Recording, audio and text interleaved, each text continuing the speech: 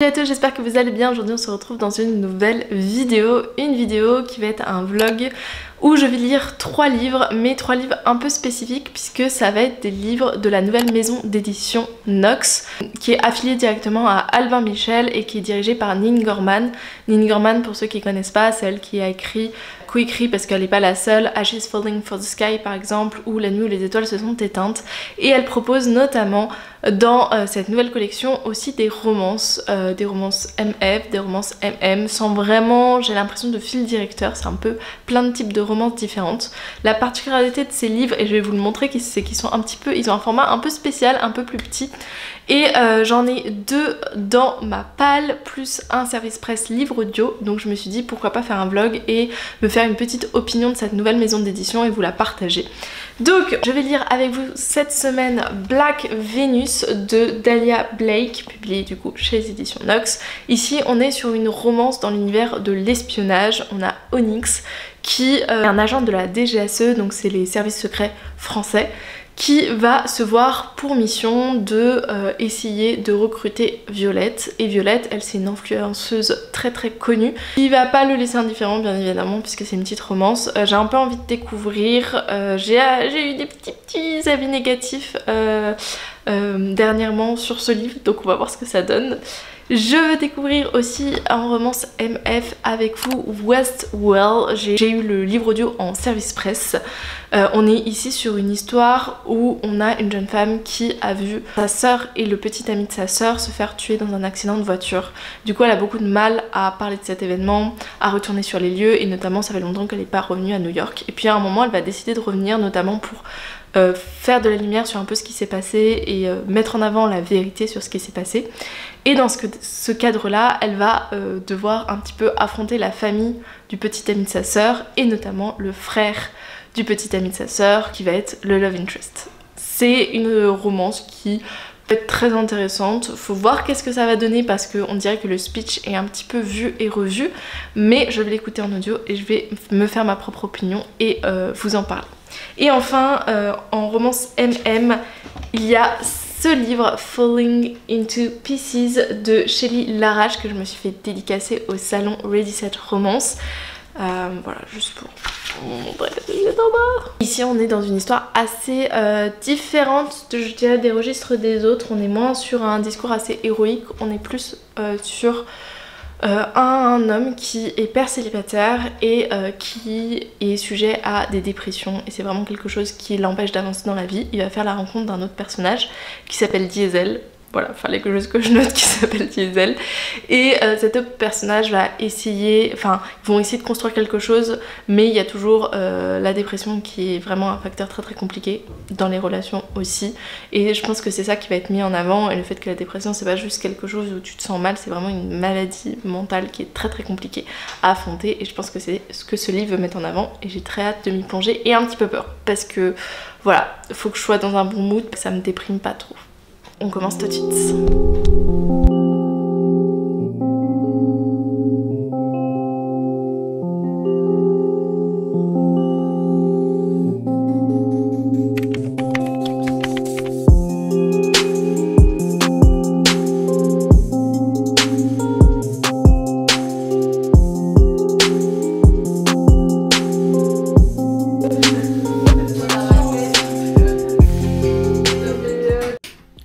C'est quoi le dernier livre que tu as lu?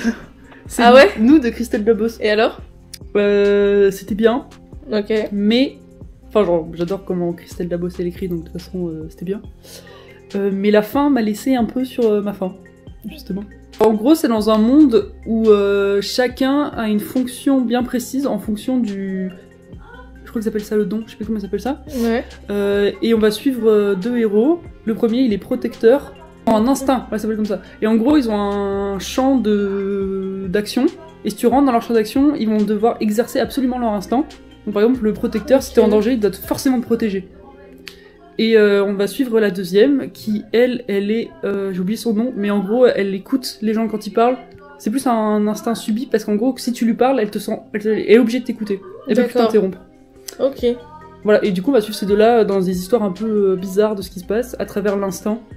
Donc c'est un peu un monde dystopique, ouais. mais qui est pas présenté comme dystopique. C'est un one shot? Enfin, il y a un tome après ou il y avait juste un tome? Bah c'est présenté comme il y a un tome. Si elle voulait en faire un deuxième, elle pourrait, je pense. En fait, il y a une première histoire qui se finit super vite. Et du coup, je suis en mode, bah, l'histoire elle est finie. Et en fait, pas du tout. Bah, ça, c'est l'histoire de. Bon, en gros, je spoil un peu là. Mais c'est la présentation. Ça va vraiment introduire les personnages. Et en fait, ça, c'est que la surface d'un truc beaucoup plus profond.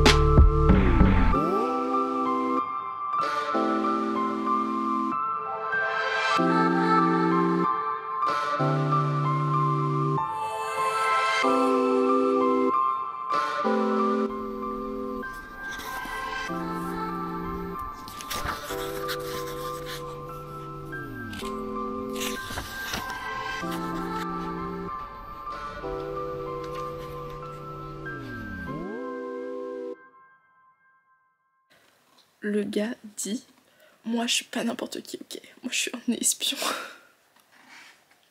Je sais pas si c'est parce qu'il est tard ou tout ça, mais ça fait un peu, je sais pas, la grosse tête le gars. Du coup j'ai commencé Black Venus, j'ai vraiment lu que le premier chapitre. Ça promet, mais le début était assez chelou. Je trouve que le mec il avait une confiance en lui.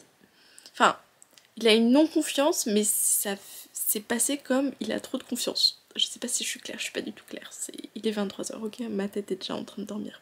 Ce que je voulais dire, c'est que, en gros, il est face à une psy et il lui raconte des bobards. Il lui dit que tout va bien, alors que lui, il se sent vraiment pas bien. Déjà, très mauvaise idée. Mais ça, c'est un peu du vu et du revu. Donc, ce premier chapitre m'a laissé un peu dubitatif et il a fini par: moi, je suis pas n'importe qui, ok, je suis un espion. Ce qui explique pourquoi je suis un peu dans cet état. Voilà. Mais je vais continuer. Oui, puisque c'est que le premier chapitre. Hein.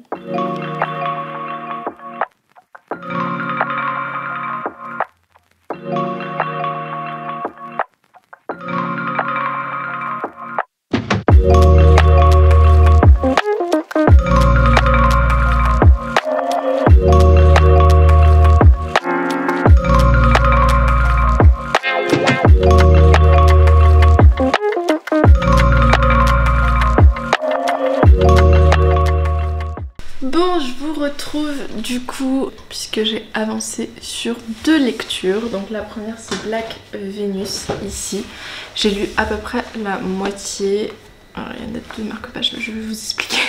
J'ai lu à peu près la moitié, donc j'en suis à 200 pages. Et je dois avouer que je suis surprise positivement parce que je m'attendais à ne pas forcément aimer beaucoup. J'avais beaucoup d'a priori parce que j'ai entendu des avis négatifs. Et en fait, déjà, je suis hyper étonnée par cette écriture que j'aime vraiment énormément. Je trouve que c'est hyper fluide. Le deuxième truc que j'aime vraiment beaucoup, c'est la relation Violette-Ethan. Je pense que ça faisait longtemps qu'une romance qui, de prime abord, paraît peut-être un petit peu cliché dans le résumé qu'on peut avoir, m'étonne autant au niveau des dialogues qu'on peut avoir entre Ethan et Violette. C'est, je sais pas, ça marche tout en étant plutôt tranquille et en même temps il faut que les choses avancent parce que Ethan, qui est Onyx, se retrouve à être un peu poussé par sa hiérarchie pour qu'il fasse avancer les choses. Donc ça donne aussi une excuse à la romance pour avancer. Je trouve que ça c'est plutôt bien fait. Il y a un truc que j'ai remarqué et que je trouve vraiment trop cool. Je vais essayer de vous montrer. La plupart des chapitres, en fait, quand on est dans la tête de Onyx, donc d'Ethan, Onyx c'est son nom d'espion, Ethan c'est son nom emprunté pour la mission. On a du coup Onyx écrit... Ah, c'était pas ça exactement. On a... Je me suis trompée. Voilà. On a, quand il est dans son rôle de mission, on a Ethan écrit en haut et Onyx écrit en dessous en mode il fait sa mission. Et ce que j'ai remarqué, genre, c'est que la plupart du temps, il y a aussi l'inverse, Onyx et Ethan ensuite. Et ça, j'ai trouvé ça vraiment intelligent fait comme ça et j'avais pas remarqué et après j'ai remarqué et j'ai trouvé ça vraiment cool. Là on en est à un moment, alors il y a des moments peut-être un peu plus rocambolesques où genre du style il a 10 minutes pour mettre des micros chez elle, il s'invite chez elle à la dernière minute, elle le prend à 2 reprises à des endroits où il ne devrait pas être de sa maison et elle n'a aucun soupçon. Donc bon bref, et la deuxième chose c'est aussi, je me suis fait spoiler du coup un petit peu sur ce livre et sur Violette. Du coup ça fait que il y a des choses que je sais du coup sur elle. Et je comprends ce qui a posé problème à certains lecteurs, enfin je pense surtout à Estelle qui l'a lu et qui a pas aimé certains passages, et notamment la position de Violette. Voilà, j'en dis pas plus, mais je comprends en fait la manière dont c'est écrit, ce qui arrive après est plus logique. Donc j'ai un petit peu peur voilà, d'avoir ce passage et que ça me plaise pas trop du coup, alors que j'aime vraiment beaucoup l'écriture et j'aime pas mal la romance, donc j'ai envie de voir où ça mène.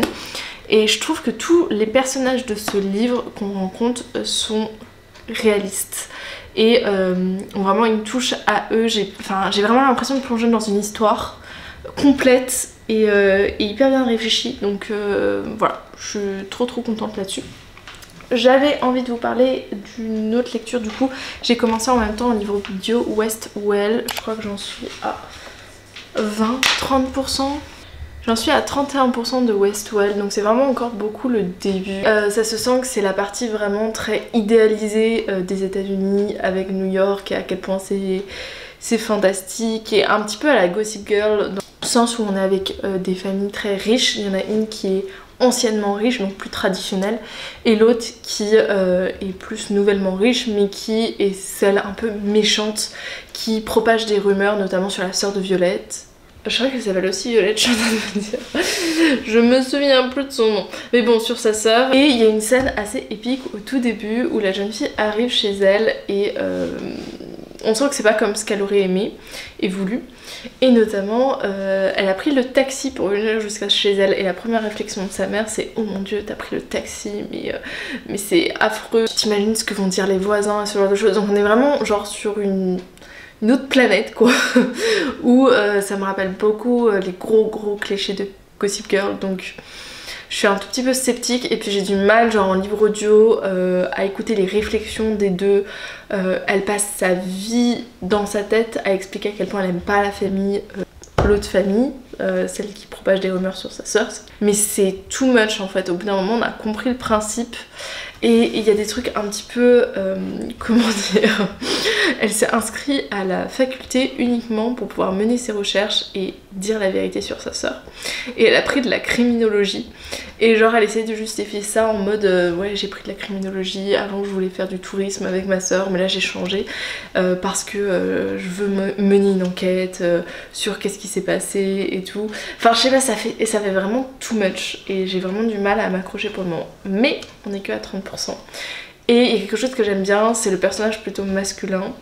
J'arrive pas à dire son prénom, je crois qu'il s'appelle Jessia. Ce que j'aime bien c'est le caractère du jeune homme, c'est certes il est dans une famille et certes il croit ce que sa mère dit mais en même temps il est pas là non plus à pousser et à raconter toutes les rumeurs, de 1. De 2, il a une vie genre vraiment dehors, genre il bosse, il a sa petite entreprise, il fait ses petits trucs, il a l'appart qui appartenait à son frère mais il a décidé de venir habiter dans cet appart, donc il a sa petite vie et ça je trouve ça fait vraiment plus réaliste que par exemple la jeune fille elle est juste à la faculté mais on la voit pas une seule fois en cours, du coup c'est beaucoup moins réaliste alors que lui il a sa petite vie à côté et ce genre de choses. Donc voilà, sceptique pour le moment mais je vais voir ce que ça donne. Je vous reprends très rapidement.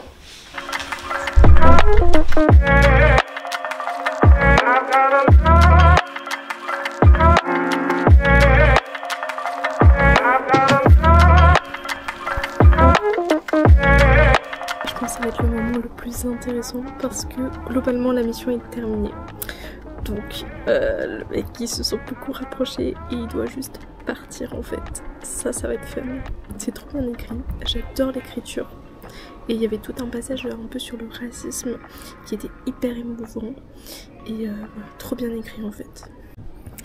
Est-ce que je fais semblant que je n'étais pas au courant de cette révélation? Tout à fait. Voilà. J'ai passé le moment de spoil que j'ai eu. Et du coup maintenant je vais pouvoir lire la fin de l'histoire. Normalement sans savoir ce qui se passe. Donc ça c'est cool. J'ai bien avancé hein. Je suis à 300 pages. Enfin il commence à communiquer. Ce qui est bien parce que à partir du moment où du coup il se passe l'accident avec Violette. Et qu'ils apprennent des choses l'un sur l'autre. Il y a Ethan qui est en mode je la déteste pour absolument aucune raison. Écoutez-moi, absolument aucune raison. C'est vraiment pour faire un petit Enemies to Lovers de 2 chapitres qui va prendre fin là maintenant. Et du coup c'était pas trop crédible. Et de l'autre côté il y a Violette qui le déteste lui, ce qui est un peu plus crédible parce qu'elle a découvert que c'était un espion. Mais voilà. C'est ce petit passage là, Enemies to Lovers, m'a pas convaincue, même si je suis toujours à fond dans l'histoire. J'ai fini du coup Black Venus ici, quand j'étais dehors et tout, c'était vraiment cool, avec le soleil et tout, bref. Qu'est-ce que j'ai à vous dire sur la fin? Alors, il y a des trucs qui m'ont moins plu et il y a des trucs qui m'ont plu. Dans ce qui m'a plu, je vous ai déjà dit, c'était l'écriture. J'ai trouvé que l'écriture était vraiment incroyable. Et vraiment une plume en tant que telle. Et il y a un mélange entre ce qu'on aime dans le romance en termes peut-être de clichés et en même temps il y a un peu l'originalité. J'ai beaucoup aimé le personnage féminin qui est vraiment très bien travaillé. J'ai beaucoup aimé le personnage masculin. C'est une romance avec de la bienveillance, du consentement, tout ce qu'on aime. Et ce qui m'a moins plu par contre à la fin, c'est qu'il y a une période où ils s'en veulent l'un l'autre. Et je trouve que la raison d'Ethan pour laquelle il en veut à Violette est vraiment pourrie. Donc ça déjà, voilà. Et après j'ai aimé leur scène un petit peu de retrouvailles. Ensuite il y avait un peu une mission finale qui était un petit peu... enfin qui était bien. Voilà, la fin est bien. La toute fin, on va dire, plus l'épilogue, ce qui leur arrive après, est un peu trop beau, je trouve. C'est un petit peu pas très crédible et c'est pas très grave, enfin, ça fait un peu un happy ending joli et mignon, mais du coup, voilà. En fait, pendant tout le livre, j'étais un petit peu entre... Il y a des choses qui sont pas du tout crédibles vis-à-vis des espions, et notamment... Même quand t'as vu un petit peu le Bureau des légendes, c'est pas très crédible, et en même temps, il y a une partie de... y a quand même une originalité, j'aime la relation entre les personnages, donc voilà, j'étais un mixte entre les deux. Donc je pense que ce livre, je vais lui mettre, j'hésite entre 3,5 étoiles ou 4 étoiles. C'est un petit peu un mixte entre les deux, et je vous tiens au courant pour les autres. J'ai continué sur Westwell, donc je voulais vous prendre pour vous en parler un petit peu. Et je suis vraiment dans le livre, je me suis rendu compte parce que quand je me suis rendu compte que c'était juste un tome 1 et qu'il faudrait me procurer le tome 2 pour pouvoir le lire, donc soit que ce soit un livre audio ou autre, je me suis dit oh là là, va falloir attendre. Et en fait je me suis fait toute une histoire dans ma tête, je sais pas si ça va être ça à la fin, mais une histoire cool parce qu'en gros ils arrêtent pas de parler de leurs frères et de leurs sœurs à nos deux personnages principaux qui sont morts dans un accident. Et vraiment pour eux c'est difficile, et en fait le monde autour d'eux, que ce soit leurs proches ou tout ça, parle de ces personnes que en négatif et parle de cette situation que en négatif, mais ils parlent pas de l'amour qu'il y avait entre du coup la sœur de notre personnage féminin principal et le frère de notre personnage masculin principal. Et du coup eux ils sont en mode bah on a envie de refaire vivre notre frère et notre sœur, on a envie de parler d'eux et tout ça. Et du coup c'est assez touchant, et moi dans ma tête c'est genre imagine l'enquête, c'est ils ont fait tout ça pour faire semblant qu'ils sont morts. Et du coup ils sont en train de vivre leur petite vie à un endroit parce qu'en fait ils avaient envie qu'on leur foute la paix parce qu'ils viennent de deux familles qui sont un peu ennemies. Et je me suis fait toute une histoire en mode bah ce serait tellement cool parce que j'ai pas envie qu'ils soient morts dans la réalité. Donc vraiment j'étais... tout à l'heure j'étais en train d'écouter, là je suis à 90% et je sais que ça va s'arrêter, j'aurai pas ma réponse. Et en fait c'est ça qui me freine à finir. C'est pour vous dire à quel point je suis rentrée dans l'histoire. Je trouve toujours qu'il y a d'énormes clichés qui voilà sont pas hyper pertinents, mais bon. Sur voilà, New York, les États-Unis, surtout le côté Gossip Girl en fait qui me convainc pas tellement finalement. Après c'est sympathique et la romance est plutôt bien faite, c'est juste qu'une fois qu'ils se retrouvent tous les deux dans une même pièce, ils peuvent pas s'empêcher de s'embrasser. C'est vraiment dans la tête des personnages, c'est il fallait que je me retienne, je m'agrippais au lavabo et tout ça. Au moment ils sont dans des dans des toilettes d'un restaurant et tout. Et je suis en mode, c'est un peu too much quand même, ça va, tu te calmes mon coco. Et ça c'est un peu, voilà. Mais bon c'est pas grave, c'est dans beaucoup de romances, donc je suis passée outre. Et là je suis vraiment en mode, je veux savoir ce qui va se passer. Et est-ce que l'enquête, en fait, derrière du frère et de la sœur, qu'est-ce que ça a donné. Mais je sais pas si on aura la réponse là, donc ça me stresse un petit peu. Voilà. Sinon, j'ai aussi commencé du coup Falling into Pieces. J'ai vraiment lu ça. C'est très spécial, c'est très décalé des deux autres tomes et c'est quelque chose qui me conforte plus en me disant on a de plus en plus une romance MF qui est hyper codifiée, une romance MM qui est un peu moins codifiée mais que quand même on se permet. Enfin, la manière de rédiger est quand même assez différente de si on a une romance MF, de si on a une romance MM. Et en fait, ce vlog m'a fait penser à ça, dans le sens où nos deux premiers livres, c'est des livres plutôt très... même quand on est dans du contemporain, il y a un peu d'héroïque, de trucs qui sortent un peu de l'ordinaire. Dans Westwell, c'est vraiment le côté Gossip Girl. Dans Black Venus, c'est le côté espion. Alors que là, c'est juste un contemporain qui n'a pas de prétention. Et j'ai envie de dire, il y a quand même beaucoup de choses à dire. Ici, dans Falling into Pieces, j'ai trouvé déjà de 1, l'écriture vraiment bien, vraiment cool. Un peu comme Black Venus, mais même si c'est très différent. La plume est vraiment spéciale. Et je pense que ça vient du fait que Black Venus et Falling into Pieces sont des livres d'auteurs et d'autrices, enfin 2 autrices françaises. Alors que Westwell c'est une autrice allemande, donc au niveau de la traduction il y a un biais qui fait que voilà, enfin je trouvais moi c'était une écriture très cliché, donc c'est ça qui me dérange un peu. Dans Falling into Pieces vraiment on est dans une écriture, ça m'a fait penser aussi un peu, et je sais pas si c'est une association que mon cerveau fait ou c'est vrai, à La nuit où les étoiles se sont éteintes, dans le sens où quand on est dans la tête de Finn, il y a un côté très sombre où il boit beaucoup, il fume beaucoup et ce genre de choses. Et là, on le retrouve dans ce tome-là. Pour tout vous dire, le personnage principal, Solveig, qui est celui qui se sent le plus mal, j'ai vraiment du mal avec lui. Parce qu'il est odieux avec tout le monde. Il se sent mal, mais il veut même faire en sorte que les autres se sentent mal. Donc ça, j'ai du mal. Moi-même, j'ai du mal à ça. Et puis, il y a aussi la partie que je trouve très difficile avec ses filles. Il a 2 filles. Il a du mal à s'en occuper, ça on le comprend, mais ça va même plus loin, c'est-à-dire qu'il privilégie le fait d'être tout seul et de boire dans sa voiture tout seul que d'être avec elle. Donc je comprends pourquoi c'est dans le livre, pourquoi c'était exposé comme ça, mais du coup moi j'ai plus de difficultés à aimer pour le moment le personnage de Solveig.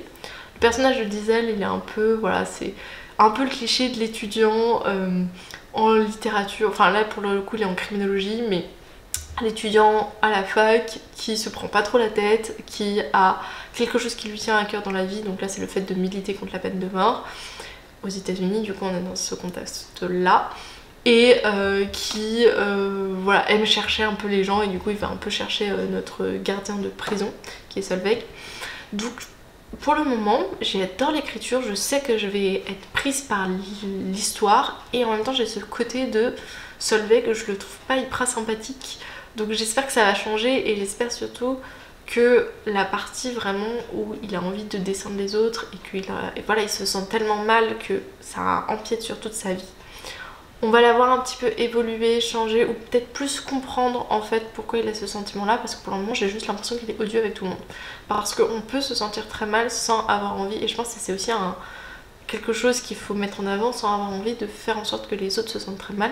Il y a des moments où tu te sens hyper mal dans ta vie, enfin moi personnellement, où justement t'es plus dans le mode je vais pas parler aux gens, parce qu'en fait si je commence à leur parler, je vais leur transmettre moi ce mal. Il y a une période dans ma vie où j'étais pas très bien, et c'était vraiment ça mon sentiment, c'était pas j'ai envie de descendre les autres. Je dis pas ça pour faire pour dire genre moi je suis mieux parce que j'ai pas envie de faire du mal aux autres, c'est pas ça le point. Mon point c'est que le fait d'être mal ne doit pas justifier et ne peut pas excuser le fait de provoquer du mal chez les autres. On peut se sentir très mal, être odieux avec les autres, ça se comprend, mais on peut aussi se sentir très mal et rester limite, les gens voient pas que t'es mal et t'arrives à le cacher, et surtout t'as pas envie en fait que les autres ils soient mal, donc tu caches ça. Et je pensais en fait qu'on partirait plus vers là, donc j'étais un peu étonnée qu'il ait ce caractère un peu odieux. Donc bon bref, je continue et je vous dis.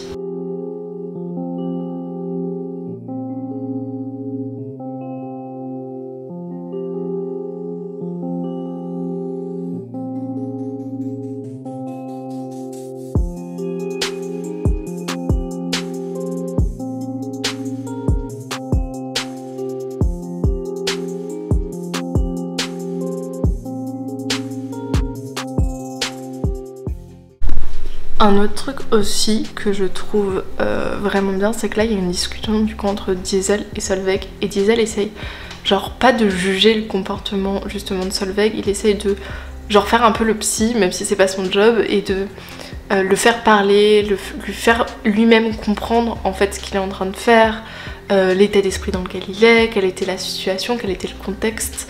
Et je trouve il le fait super bien en fait, ça fait un peu psy d'une certaine manière, et je trouve cette conversation super intéressante du coup.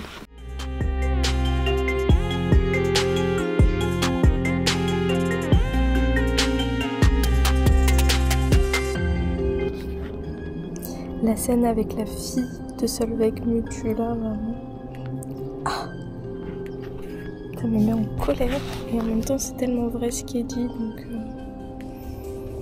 Bon, je voulais vous parler un petit peu de Westwell parce que je l'ai fini, et depuis la dernière fois je vous en ai pas reparlé. Je vous ai parlé un peu de ce qui allait, de ce qui allait pas, etc. Donc j'ai mis un point final. Je reste toujours un petit peu sur ce que je vous ai dit avant, c'est-à-dire que d'une part l'écriture ça fait vraiment trop Gossip Girl, c'est un peu trop cliché, et il y avait des grandes déclarations à des moments et j'étais vraiment pas en fait dans ces moments-là. Et à côté il y a toute l'histoire avec genre l'enquête autour de sa sœur, et en fait c'est la partie qui m'a le plus plu, ce qui est fou parce que j'aime pas trop les enquêtes d'habitude, mais je trouvais qu'il y avait un côté où comme on retrace vraiment la vie de sa sœur et la vie du frère du personnage masculin, bah c'était plutôt intéressant.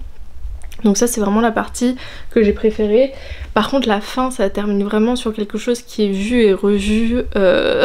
C'est vraiment le truc où les familles elles commencent à s'en mêler, et du coup bah forcément il y a un moment où ils vont plus pouvoir être ensemble, et voilà, fin du tome 1, on a le temps du tome 2, je crois que c'est une duologie.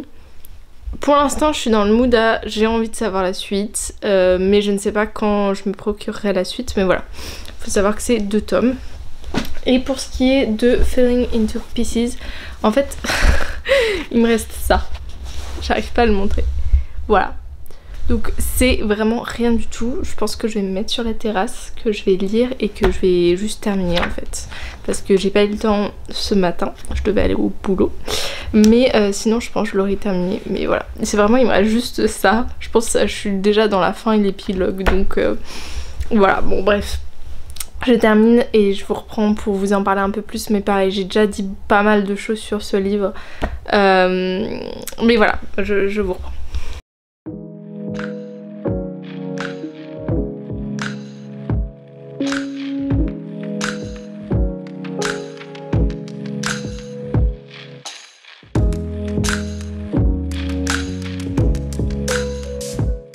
Bon, j'ai terminé Falling into Pieces. Je vais peut-être me mettre bien avant de vous en parler.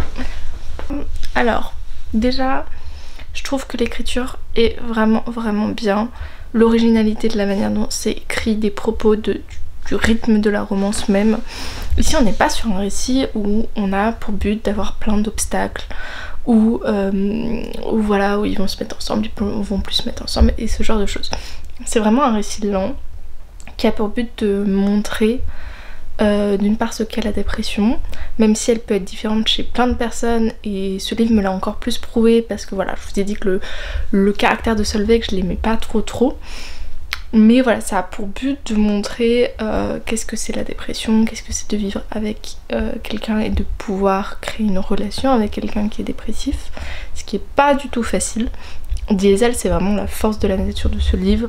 C'est un personnage que je trouve très sensible parfois et presque un peu trop influençable je trouve, mais il a un peu pas le rôle du sauveur pour le coup, mais il a un peu ce rôle là de d'être toujours là, et c'est difficile d'être toujours là, et voilà. Donc je pense que ce livre c'est vraiment ça. Il y a un truc qui est bien à la fin, c'est que c'est pas genre ok ils vont mieux et c'est bon, l'autre est plus dépressif, ça marche pas comme ça, et ça c'est bien montré que voilà, ok ils arrivent à trouver un rythme, mais ça veut pas dire que tout est résolu, il y a encore du travail à faire au niveau de Solveig, mais pas que. Et non, moi le vrai problème que j'ai trouvé dans ce livre, c'est la manière dont Solveig traitait ses filles. Je comprends pourquoi c'est mis comme ça va avec le caractère de Solveig et je comprends. Et en même temps t'as tellement de moments où il est tellement mignon avec Diesel et ce genre de choses, cette gentillesse et cette mignonnerie et cette tendresse en fait il la donne même pas à ses filles et je trouve ça archi dur en fait. Il y a juste un moment que j'ai trouvé vraiment bien, c'est où l'une de ses filles va lui dire ses 4 vérités et je me suis dit purée vous avez attendu longtemps. Et en même temps c'est un truc qui est pas facile, hein. C'est réaliste dans le livre, c'est pas facile de balancer à quelqu'un et encore plus ses parents leurs 4 vérités. Mais j'ai trouvé que c'était cool parce que franchement ces filles s'en prennent plein la figure j'ai trouvé. Et c'est trop dommage en fait que il n'y ait pas eu une construction avec ces filles qui soit faite. En fait elles sont tellement mises en avant que je m'attendais à ce qu'il y ait un retour de comment il leur parlait et tout ça. Et il y a des moments, ces filles elles sont plus matures que lui. Vraiment. Il y a un moment où il parle à l'une de ses filles comme si c'était un pote ou quelqu'un. Et en fait, c'est pas un pote en mode on rigole, ça va. Avec ses parents, on peut rigoler comme avec des potes, c'est pas le truc.